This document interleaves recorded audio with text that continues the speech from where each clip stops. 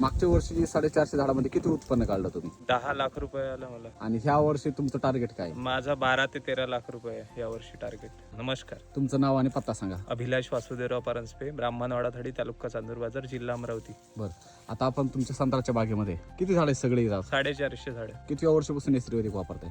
1 वर्ष झालंय वापरून. बरं. तर मला चांगला रिझल्ट आहे याचा. बरं, काय काय वापरलं होतं तुम्ही? कृषी अमृत वापरलेलं, हो, SSM, वैदिक दाणेदार वापरलं सगळं. Soil charger वापरलंय.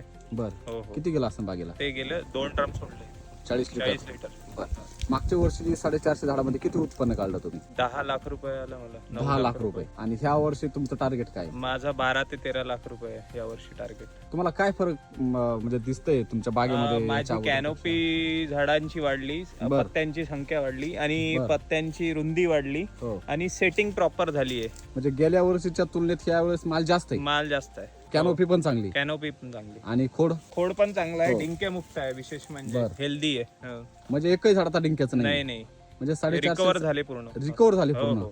झाड सशक्त झाले. यस म्हणजे ह्या वर्षी तुमचं टार्गेट आहे की 3 लाख रुपये तरी जास्त यस निघले हो, पाहिजे. हो. बरं, तुम्ही काय सांगाल तुमच्या भागातील नाही, शेतकऱ्यांना? हे करावंच लागेल, कारण की त्याच्याशिवाय काही ऑप्शन नाहीये.